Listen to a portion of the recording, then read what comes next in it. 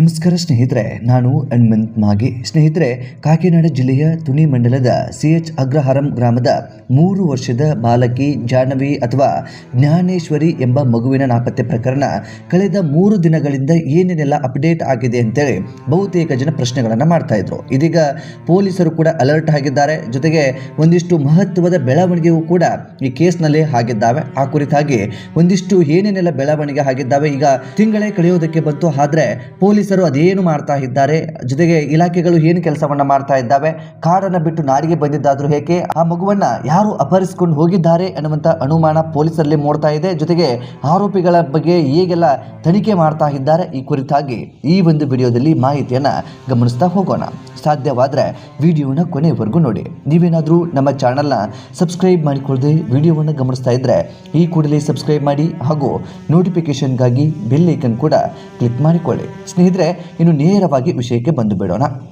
ಆರಂಭದಲ್ಲಿ ಒಂದಿಷ್ಟು ಕರುಣಾಜನಕ ವಿಷಯವನ್ನು ಗಮನಿಸ್ತಾ ಹೋಗೋಣ. ಅಂತಂದರೆ ಇಲ್ಲಿ ಯಾರಿಗೆ ಆಗಿರಲಿ, ಒಂದು ತಾಯಿ ತನ್ನ ಮಗುವನ್ನು ಕಳೆದುಕೊಂಡ ನಂತರ ಅದು ಸಾವಾಗಿರಬಹುದು ಅಥವಾ ಮಿಸ್ಸಿಂಗ್ ಆಗಿರಬಹುದು ಅಥವಾ ಇನ್ನಿತರ ಬೇರೆ ಬೇರೆ ವಿಚಾರಕ್ಕೆ ಏನೋ ದೂರ ಆಗಿರುವಂಥ ವಿಚಾರಗಳು ಇರಬಹುದು.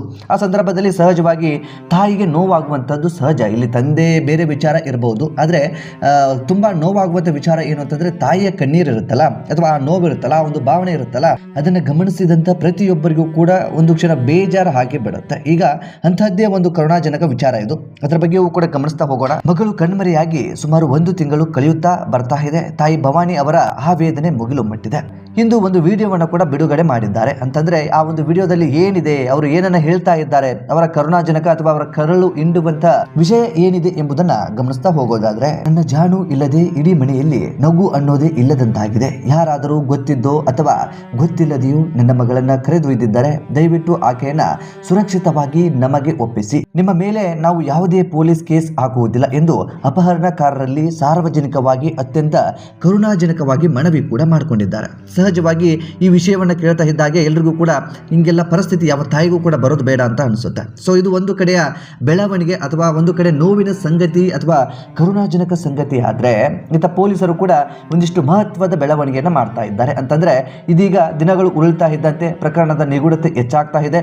ಕಾಕಿನಾಡ ಜಿಲ್ಲಾ ಮತ್ತು ತುನಿ ಪೊಲೀಸರು ತನಿಖೆಗೆ ಸಾರ್ವಜನಿಕರ ಸಹಾಯವನ್ನ ಕೋರ್ತಾ ಇದ್ದಾರೆ. ಅಧಿಕೃತ ಗೋಡೆ ಪೋಸ್ಟರ್ ಗಳನ್ನ ಬಿಡುಗಡೆ ಕೂಡ ಮಾಡಿದ್ದಾರೆ. ಮಗುವಿನ ಗುರುತು, ಫೋಟೋ ಮತ್ತು ವಿವರಗಳನ್ನ ಒಳಗೊಂಡಿರುವಂತಹ ಪೋಸ್ಟರ್ ಗಳನ್ನ ಆಂಧ್ರ ಪ್ರದೇಶದಾದ್ಯಂತ ಪ್ರಮುಖ ಸಾರ್ವಜನಿಕ ಸ್ಥಳದಲ್ಲಿ ಅಂಟಿಸಲು ಮುಂದಾಗಿದ್ದಾರೆ. ಜೊತೆಗೆ ಈಗಾಗಲೇ ಬಹುತೇಕ ಕಡೆ ಅಂಟಿಸಿಯೂ ಕೂಡ ಬಿಟ್ಟಿದ್ದಾರೆ. ಇನ್ನು ಇದನ್ನ ಮುಂದುವರೆದು ಮಗುವಿನ ನಿಖರ ಸುಳಿವು ನೀಡಿದವರಿಗೆ ಪೊಲೀಸ್ ಇಲಾಖೆ ಘೋಷಿಸಿರುವ 1 ಲಕ್ಷ ರೂಪಾಯಿ ನಗದು ಬಹುಮಾನದ ವಿವರವನ್ನ ಹಾಗೂ ಸಂಪರ್ಕಿಸಬೇಕಾದ ಪೊಲೀಸ್ ಅಧಿಕಾರಿಗಳ ಫೋನ್ ಸಂಖ್ಯೆಗಳನ್ನು ಈ ಪೋಸ್ಟರ್ ನಲ್ಲಿ ಮುದ್ರಿಸಲಾಗಿದೆ. ಇನ್ನು ಆಂಧ್ರ ಪ್ರದೇಶ ಹೈಕೋರ್ಟ್ ಈ ಪ್ರಕರಣವನ್ನ ಗಂಭೀರವಾಗಿ ಪರಿಗಣಿಸಿ ಪೊಲೀಸರಿಗೆ ನೋಟಿಸ್ ಜಾರಿ ಮಾಡಿರುವ ಬೆನ್ನಲ್ಲೇ ತನಿಖೆಯನ್ನ ಹೈ ಪ್ರೊಫೈಲ್ ಹಂತಕ್ಕೆ ತೆಗೆದುಕೊಂಡು ಬಂದು ಇಡಲಾಗಿದೆ. ಪೊಲೀಸ್ ತಂಡಗಳು ಇಂಚಿಂಚು ತಾಂತ್ರಿಕ ಡೇಟಾವನ್ನ ಕೂಡ ಮರುಪರಿಶೀಲನೆ ಮಾಡ್ತಾ ಇದ್ದಾರೆ. ಕಾಡಿನಲ್ಲಿ NDRF ನಡೆಸಿದ ಬೃಹತ್ ಶೋಧ ಕಾರ್ಯದ ಬಳಿಕವೂ ಯಾವುದೇ ಭೌತಿಕ ಆಧಾರ ಸಿಗದೇ ಇರುವುದರಿಂದ ಪೊಲೀಸರು ಈಗ ಸಂಪೂರ್ಣವಾಗಿ ಡಿಜಿಟಲ್ ತನಿಖೆಗೆ ಒತ್ತು ನೀಡ್ತಾ ಇದ್ದಾರೆ. ಗ್ರಾಮದ ಸುತ್ತಮುತ್ತಲಿನ CCTV ದೃಶ್ಯಗಳು, ಮೊಬೈಲ್ ಸೆಲ್ ಟವರ್ಗಳು, ಅದೇ ರೀತಿಯಾಗಿ ಅನೇಕ ಡೇಟಾಗಳನ್ನು ಸಂಗ್ರಹಿಸ್ತಾ ಇದ್ದಾರೆ ಮತ್ತು ಪರಿಚಿತರ ಇತ್ತೀಚಿನ ಕಾಲ್ ರೆಕಾರ್ಡ್ಗಳನ್ನು ಕೂಡ ಸಂಶೋಧನೆ ಮಾಡ್ತಾ ಇದ್ದಾರೆ. ಅಂದ್ರೆ ಸುದೀರ್ಘವಾಗಿ ಪರಿಶೀಲನೆ ಕೂಡ ಮಾಡ್ತಾ ಇದ್ದಾರೆ. ವನ್ಯಜೀವಿಗಳ ಆಯಾಮ ಹಾಗೂ ಸಾಕುನಾಯಿಯ ಸಾವಿನ ಕ್ರಿಮಿನಲ್ ಸಂಚಿನ ವದಂತಿಗಳಿಗೆ ಈಗಾಗಲೇ ವೈದ್ಯಕೀಯ ವರದಿಗಳಿಂದ ತೆರೆ ಕೂಡ ಬಿದ್ದಿದೆ. ಪೊಲೀಸರು ಈ ಪ್ರಕರಣವನ್ನ ಕೇವಲ ಯೋಜಿತ ಅಪಹರಣ ಅಂತಂದ್ರೆ ಕಿಡ್ನಾಪಿಂಗ್ ಎಂಬ ಕೋನದಲ್ಲಿ ತೀವ್ರವಾಗಿ ಜಾಲಾಡ್ತಾ ಇದ್ದಾರೆ. ಇತ ಅಧಿಕೃತವಾಗಿ ಕೆಲವೊಂದಿಷ್ಟು ಗುಂಪುಗಳ ಮೇಲೆಯೂ ಕೂಡ ಪೊಲೀಸರು ತನಿಖೆಯನ್ನ ಮಾಡ್ತಾ ಇದ್ದಾರೆ. ಇದನ್ನ ಮುಂದುವರೆದು ಪೊಲೀಸ್ ಇಲಾಖೆಯ ಅಧಿಕೃತ ಸಹಾಯವಾಣಿ ಸಂಖ್ಯೆಗಳನ್ನು ಕೂಡ ಗಮನಿಸ್ತಾ ಹೋಗೋಣ. ಜೊತೆಗೆ ನಿಮ್ಗೇನಾದ್ರೂ ಆ ರೀತಿ ಮಗುವನ್ನು ಹೋಲುವಂತ ಏನಾದ್ರೂ ಮಾಹಿತಿ ಸಿಕ್ಕರೆ ನೀವು ಕೂಡ ಸಂಪರ್ಕಿಸಬಹುದು. ಆ ಕಾರಣಕ್ಕಾಗಿ ಈ ಒಂದು ದೂರವಾಣಿ ಸಂಖ್ಯೆಯನ್ನು ಕೂಡ ನಿಮ್ಮ ಮುಂದೆ ಇಡ್ತಾ ಇದ್ದೀನಿ. ಯಾವುದೇ ಕಾರಣಕ್ಕೂ ಮಿಸ್ಯೂಸ್ ಮಾಡ್ಕೊಳ್ಳೋದಕ್ಕೆ ಹೋಗಬೇಡಿ. ಹಾಗೆ ಹೀಗೆ ಅಂತೇಳಿ ಸುಮ್ಮನೆ ಕಾಲ್ ಮಾಡೋದಕ್ಕೆ ಹೋಗಬೇಡಿ. ಜೊತೆಗೆ ಏನಾದರೂ ನಿಮಗೆ ಮಾಹಿತಿ ಇದ್ದರೆ ಆ ಒಂದು ಮಾಹಿತಿಯನ್ನು ಅಥವಾ ಅನುಮಾನಗಳು ಕಂಡು ಬಂದಂಥ ಮಾಹಿತಿಯನ್ನು ಪೊಲೀಸರಿಗೆ ನೀವು ಹಂಚಿಕೊಳ್ಳಬಹುದು. ತುನಿ ಗ್ರಾಮೀಣ ಸರ್ಕಲ್ ಇನ್ಸ್ಪೆಕ್ಟರ್ ಮೊಬೈಲ್ ನಂಬರನ್ನು ನಾನು ಇಲ್ಲಿ ಹೇಳ್ತಾ ಇದ್ದೀನಿ. ಯಾವುದೋ ದುರುದ್ದೇಶಕ್ಕಾಗಿ ಅಂತ ಹೇಳಿ ಅಲ್ಲ, ಮಗುವಿನ ಪತ್ತೆ ಹಚ್ಚೋದಕ್ಕೆ ಸಹಾಯ ಆಗಲಿ ಅನ್ನೋ ಕಾರಣಕ್ಕೆ ಅವರು ಅಧಿಕೃತವಾಗಿ ಬಿಡುಗಡೆ ಮಾಡಿರುವಂಥ ಪೋಸ್ಟರ್ಗಳಲ್ಲಿ ಯಾವ ಸಂಖ್ಯೆಗಳಿದ್ದಾವೆ ಆ ಸಂಖ್ಯೆಗಳನ್ನು ನಿಮ್ಮ ಮುಂದೆ ಇಡ್ತಾ ಇದ್ದೀನಿ. ನಿಮಗೇನಾದರೂ ಮಾಹಿತಿ ಸಿಕ್ಕಂಥ ಸಂದರ್ಭದಲ್ಲಿ ಈ ನಂಬರ್ಗೆ ಸಂಪರ್ಕಿಸಬಹುದು. ಅಥವಾ ತುನಿ ಗ್ರಾಮೀಣ ಸಬ್ ಇನ್ಸ್ಪೆಕ್ಟರ್ ನಂಬರ್ ಕೂಡ ಇದೆ, ಅವರ ನಂಬರನ್ನು ಕೂಡ ನಾನು ಈ ಸಂದರ್ಭದಲ್ಲಿ ನಿಮ್ಮ ಮುಂದೆ ಇಡ್ತೀನಿ. ಜೊತೆಗೆ ಕಾಕಿನಾಡ ಜಿಲ್ಲಾ ಪೊಲೀಸ್ ಕಂಟ್ರೋಲ್ ರೂಮ್ನ ಒಂದು ಸಂಖ್ಯೆಯು ಕೂಡ ಲಭ್ಯವಾಗಿದೆ. ಆ ಒಂದು ನಂಬರನ್ನು ಕೂಡ ನಿಮ್ಮ ಮುಂದೆ ಹಿಡ್ತಾ ಹೋಗ್ತೀನಿ.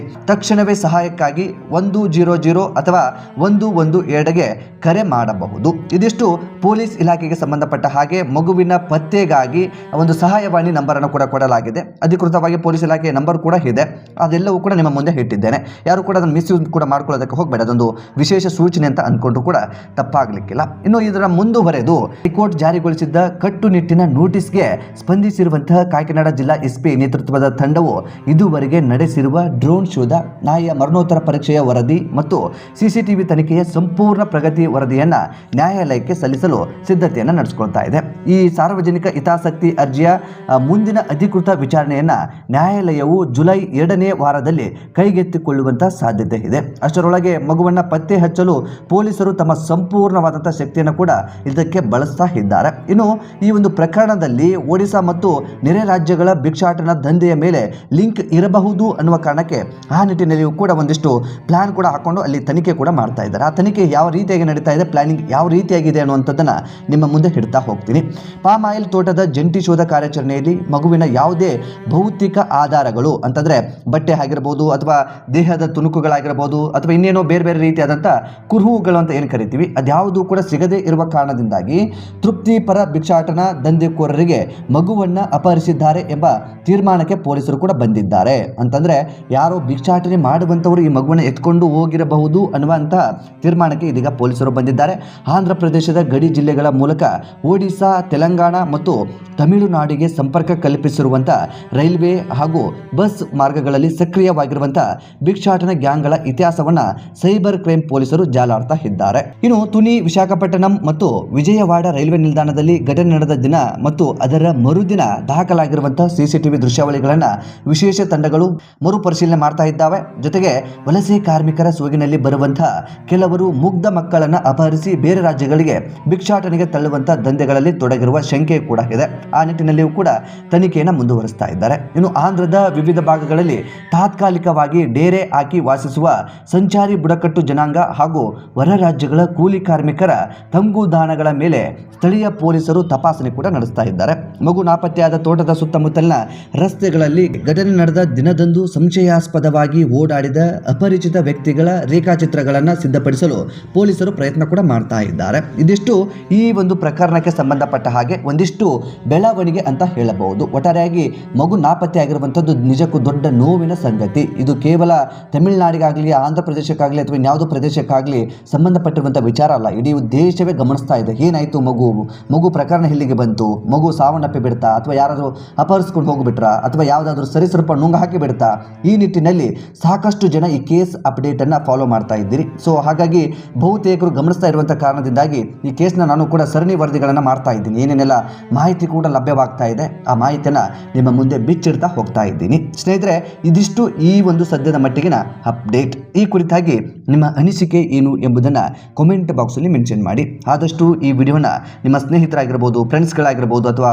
ಫ್ಯಾಮಿಲಿಯವರಾಗಿರ್ಬೋದು, ಪೋಷಕರಾದಂಥವರಿಗೆ ಈ ಕೂಡಲೇ ಈ ವಿಡಿಯೋನ ಈಗಲೇ ಶೇರ್ ಮಾಡಿ. ಯಾಕೆ ಶೇರ್ ಮಾಡಿ ಅಂತ ಹೇಳ್ತಾ ಇದ್ದೀನಿ ಅಂದರೆ ಪ್ರತಿ ವಿಡಿಯೋದಲ್ಲೂ ಕೂಡ ನಾನು ಅದನ್ನೇ ಹೇಳ್ತೀನಿ. ಕಾರಣ ಒಂದು ಜಾಗರೂಕರಾಗಲಿ ಅನ್ನೋ ಕಾರಣಕ್ಕೆ.